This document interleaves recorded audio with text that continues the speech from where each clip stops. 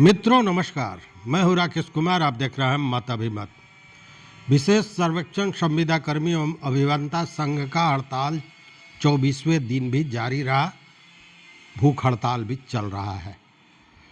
कई जो संविदा कर्मी हैं उनकी स्थिति अच्छी नहीं देखी जा रही है, लेकिन आज पहले दो घटनाओं की चर्चा करेंगे और शायद ये घटनाएं एक जगह इन संविदा कर्मियों से जुड़ा हुआ है और दूसरा सरकार से जुड़ा हुआ है। एक घटना नेपाल का है, जहां नेपाल में जेनजी के लड़के, मतलब मान के चलिए कि 18 साल से 23-25 साल तक के बच्चे सरकार की गलत नीतियों के खिलाफ सड़क पर उतर गए और 24 घंटा के अंदर में नेपाल की सरकार का तख्ता पलट गया।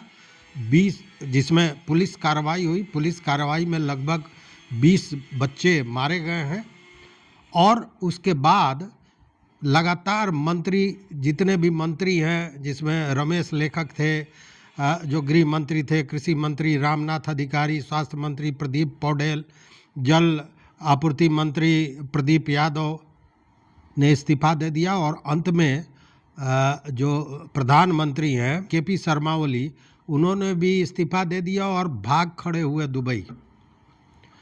तो जहां सरकार गलत नीतियां अपनाएगी, अन्याय करेगी जनता के साथ, वहां आंदोलन होगा। लेकिन हमारा देश गांधी जी के सत्याग्रह को मानता है, उग्रता में नहीं जाता है। इसलिए कि जब उग्र होता है आंदोलन कोई भी, तो उसको दबाना सरकार के लिए, प्रशासन के लिए बहुत आसान होता है। जो आज पटना के सड़कों पर हुआ है, जब TRA-4 के वैकेंसी को लेकर जो छात्र थे सड़क पर आए, अफरा तफरी का माहौल और डाक बंगला चौराहा पर उन लोगों को खदेड़ कर पुलिस ने लाठियां चटकाई और वाटर कैनन का प्रयोग किया और सारे लोगों को खदेड़ दिया। लेकिन धन्य हैं आप लोग जिन्होंने 24 दिन में भी कहीं से किसी भी तरह की उग्रता का लेश मात्र भी प्रयोग नहीं किया है। पूरी तरह गांधीवादी विचारधाराओं के तहत, जो गांधी जी ने सत्याग्रह की बात कही है उसकी तहत पूरे शांतिपूर्ण ढंग से यह काम हुआ है। और यही कारण है, यही मजबूती है, यही ताकत है कि सरकार अब सोचने लगी है कि करें तो क्या करें। और यह आज आप ही के मन से कई लोगों ने कहा कि हो सकता है खुशखबरी आवे, मतलब कि कहीं ना कहीं CMO में ये बात गई है, तो इस पर विचार करने की चर्चा चल रही है। हालांकि इसका कोई ऑफिशियल ऑथेंटिक कोई जानकारी अभी तक नहीं है, लेकिन इससे यह स्पष्ट तो जरूर होता है कि बात अब ये चर्चा में है और उसके पीछे सबसे बड़ा जो हथियार था वह आपका जो आंदोलन है, शांतिपूर्ण आंदोलन, वही था। और ये इस आंदोलन ने मजबूर कर दिया सरकार को कि इस पर सोचे। जो मैं भी कह रहा हूँ और आप सारे लोगों के दिमाग में यह बात थी, यह आशा था, यह विश्वास थी कि आपको लिया ही जाएगा। आज मंच से कुछ मित्रों ने कहा कि नौकरी हमारी रहेगी, यह तो जानी हुई बात थी। 60 वर्ष हो रहा है कि नहीं, यह देखने की बात है। मतलब कि आप आश्वस्त थे और उसके पीछे सबसे बड़ी मजबूती यही थी। लेकिन मैंने कल भी कहा था कि मंत्री जी मौन है, मंत्री जी मौन है। अब जरा मंत्री जी को सुनिए कि मंत्री जी कल चले गए दरभंगा और दरभंगा में उन्होंने डॉक्टर अंबेडकर समग्र विकास योजना एवं अभियान बसेरा के तहत जो लगभग दलित और महादलित परिवार हैं उनको बासगीत का पर्चा देने की बात की, उस पर आवास बनाने का, घर बनाने की बात और व्यवस्थाओं की बात की गई। इस अभियान के तहत दावे तो ये कहे जा रहे हैं कि 62,000 परिवारों को दिया जाएगा, लेकिन कल उन्होंने जो दरभंगा अनुमंडल के लगभग 314 भूमिहीनों को बासगीत का पर्चा दिया। अब एक सवाल है जरा मंत्री जी से कि मंत्री जी क्या 7,500 बच्चों को जो निकाला गया है, जो संविदा कर्मियों को बाहर किया गया है, क्या इसमें बाबा साहब भीमराव अंबेडकर को मानने वाले नहीं हैं क्या? क्या इसमें दलित महादलित परिवार के लोग नहीं हैं क्या? तो ये कौन सा आप डॉक्टर अंबेडकर समग्र विकास योजना चला रहे हैं कि एक तरफ जो भूमिहीन है उसको दे रहे हैं बास्केट का पर्चा, बड़ी अच्छी बात है, इसकी सराहना होनी चाहिए, और दूसरी तरफ उनके पेट का निवाला आप छीन रहे हैं। यह कौन सा विकास है और यह कौन सी योजना है? यह समझ के परे है। यह राजनीतिज्ञ ही इसकी परिभाषा बता सकते हैं, एक पत्रकार के बूते के बाहर की चीज़ है ये। अब देखिए, इसमें और भी बातें कही गई है कि बेनीपुर में 162 को दिया जाएगा, फिर अलीनगर में 152 लोगों को दिया जाएगा। लेकिन एक सवाल मंत्री जी से, और मित्रों आप संविदा कर्मी बहुत अच्छी तरह इस चीज़ को समझ गए होंगे, जानते होंगे, अगर मैं गलत कहूँ तो बताना।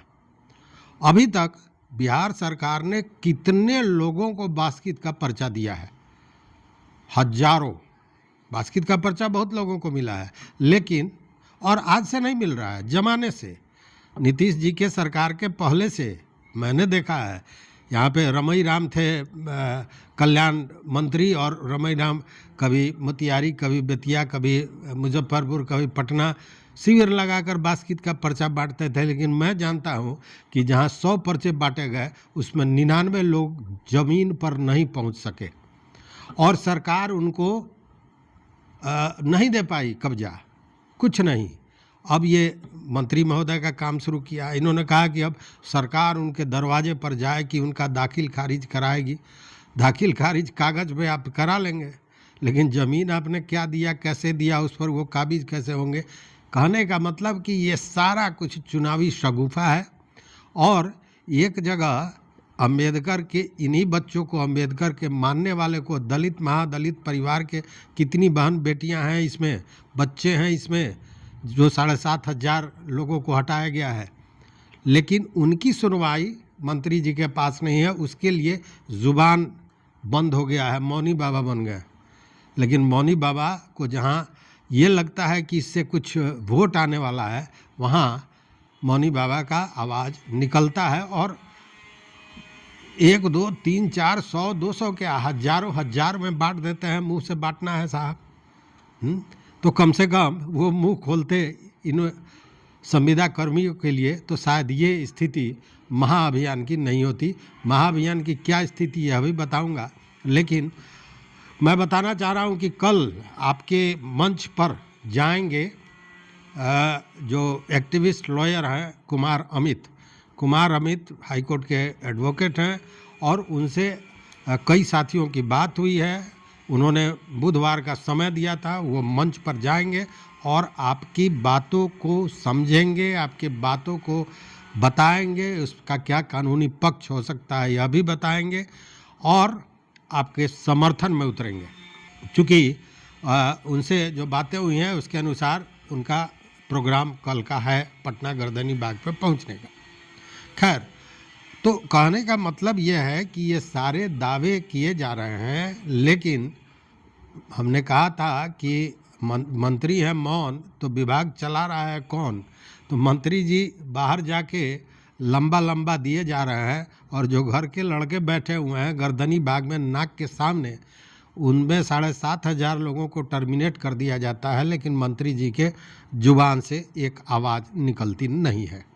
लेकिन मजबूत है आंदोलन को समर्थन मिल रहा है, रोज़ बरोज़ बढ़ती जा रही है आपकी ताकत निश्चित रूप से, और अंतिम समय है, अंतिम लड़ाई है, तो अंतिम है लड़ाई। इसलिए देखते हैं कि आप कितनी मजबूती के साथ अपनी बात को आगे बढ़ा सकते हैं, पूरी तरह शांतिपूर्ण ढंग से, संवैधानिक ढंग से, जो आपकी सबसे बड़ी ताकत बनी हुई है।